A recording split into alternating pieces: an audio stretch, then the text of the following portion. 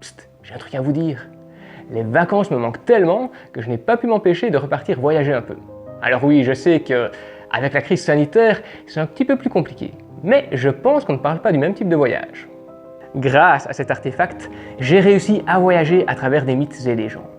Et je souhaiterais vous parler de 5 de mes voyages qui m'ont permis de mieux comprendre 5 expressions mythologiques que nous utilisons au quotidien.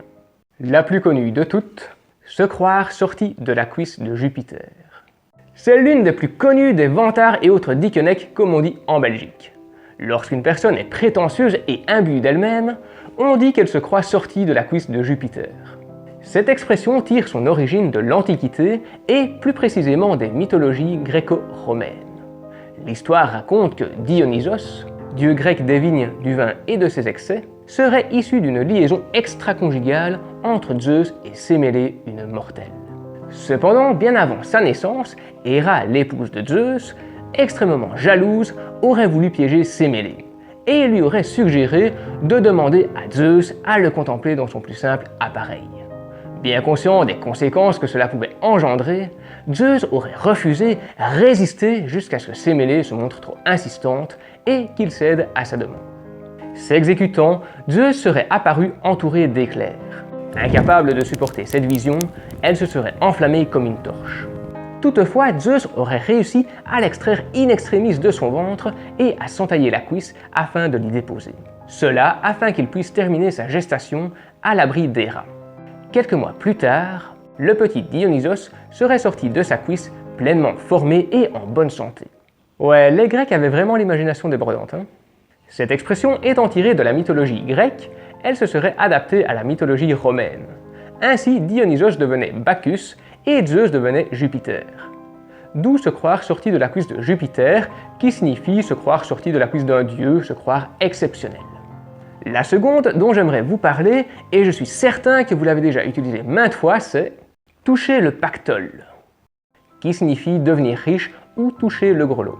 Eh bien, cette expression provient également de la mythologie grecque et va de pair avec une autre bien connue, être riche comme Crésus, pour parler de quelqu'un de très riche. Il y a bien longtemps, au 6e siècle avant JC, Jean-Claude Van Damme, tout le monde le connaît, vivait un roi Crésus, dont la richesse dépassait l'entendement. Fier de sa fortune, il ne pouvait s'empêcher de l'exposer à quiconque le rencontrait, à tel point que son nom était connu à travers le monde. Cette richesse, il la tirait de la rivière qui traversait le pays et qui, dit-on, charriait des paillettes d'or par milliers. Son nom, vous l'aurez compris, était le pactole. Mais comment une rivière pouvait-elle transporter autant d'or? Quel était son secret? Pour cela, je vous propose de vous pencher sur une seconde légende qui est intimement liée, celle du roi Midas. Midas était le roi de Phrygie, un ancien pays situé dans l'actuelle Turquie. Pour le remercier de l'avoir recueilli, le dieu grec Dionysos, encore lui aurait accordé un vœu. Comme beaucoup de rois, son désir le plus ardent était de posséder une richesse jamais égalée. Pour cela, il lui demanda de lui permettre de transformer en or tout ce qu'il touchait. Petite pause, tout le monde joue le jeu. Alors, à votre avis, est-ce que c'était une bonne ou une mauvaise idée de sa part? Dites-le moi maintenant en commentaire et puis reprenez la vidéo. C'est bon, vous avez répondu? Ok, je continue. Dionysos lui accorda donc son vœu. À compter de ce jour, tout ce qu'il touchait se transformait en or. Ses couverts, ses objets, son mobilier, absolument tout. Seul souci, c'est que même sa nourriture se transformait en or. Impossible donc pour lui de se nourrir. Après quelques jours de ventre vide, il n'en pouvait plus. Il devait manger ou il risquait de mourir de faim. Il supplia alors le dieu de lui retirer son don, mais il lui révéla que la seule manière de s'en défaire était de se baigner dans le pactole. Ce que le roi fit afin de se libérer de ce cadeau empoisonné. Ce qui explique l'abondance d'or qui fit la richesse de Crésus et fit naître ces deux expressions, être riche comme Crésus et toucher le pactole. Le fil d'Ariane. Le fil d'Ariane est la troisième expression dont je souhaiterais vous parler et qui est utilisée pour parler de quelque chose qui nous permet de nous guider ou de nous sortir d'une situation difficile. Je pense que ce ne sera pas une surprise si je vous dis que cette expression est à nouveau tirée de la mythologie grecque, n'est-ce pas? En effet, l'histoire raconte qu'en Crète, le roi Minos avait fait ériger un labyrinthe au centre duquel vivait un minotaure. auquel étaient envoyés chaque année 7 filles et 7 garçons pour se faire dévorer. C'était l'accord passé entre Minos et Athènes pour préserver la paix. Ouais, le gars était bien sadique, hein.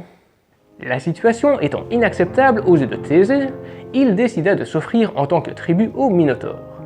Mais, à supposer qu'il arrive à dominer la bête, il subsisterait un autre problème. Le labyrinthe. Comment sortir de ce dédale? D'ailleurs, fun fact, le mot dédale est un synonyme du mot labyrinthe, qui désigne en fait son auteur. Dédale était le personnage mythologique à l'origine de la construction de ce labyrinthe. Comme quoi, tout s'imbrique. Enfin, revenons à notre histoire. Avant d'entrer dans le labyrinthe, Ariane, la fille du roi Minos, tomba amoureuse de Thésée. Souhaitant que son amoureux puisse survivre à cette épreuve, elle lui fit don d'une bobine de fil qu'il lui suffirait de dérouler derrière lui pour retrouver son chemin après avoir terrassé le monstre. Fort heureusement pour lui, il sortit victorieux de l'affrontement. Et mieux encore, il sortit vivant du labyrinthe, ce qui donna naissance à la célèbre expression « le fil d'Ariane » qui permet de ne pas perdre son chemin ou de ne pas s'égarer du tracé prévu sur un plan par exemple. De la même manière, on parle de perdre le fil de l'histoire de ses idées pour dire qu'on se perd dans l'histoire ou dans ses idées. Tout comme aurait pu le faire Thésée s'il avait perdu le fil d'Ariane dans le labyrinthe. La quatrième expression que j'ai choisie est « s'attirer les foudres de quelqu'un », pour dire qu'on s'attire sa colère, qu'on s'attire des ennuis. Pour comprendre cette expression, je vous renvoie encore une fois à la mythologie en général. Aujourd'hui, nous comprenons le phénomène météorologique, nous savons pourquoi et comment la foudre s'abat sur Terre, mais par le passé, ce n'était pas toujours le cas. On attribuait volontiers ces manifestations à la colère divine. En effet, Zeus, Jupiter et d'autres dieux du même rang avaient comme attribut principal le foudre, ces faisceaux enflammés qu'ils projetaient sur quiconque provoquaient leur colère. Et c'est ainsi qu'est née l'expression tout simplement, par l'association du phénomène météorologique à la manifestation de la colère divine. Ainsi, lorsque la foudre frappait, c'était l'une de ces divinités qui se fâchait. On s'attirait donc les foudres de ces dieux.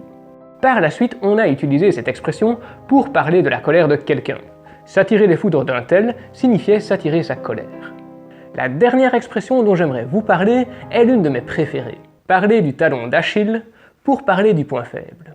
Cette métaphore tire son origine du mythe d'Achille, comme son nom l'indique, et raconte que sa mère l'aurait trempé dans le Styx étant enfant afin de le rendre invulnérable.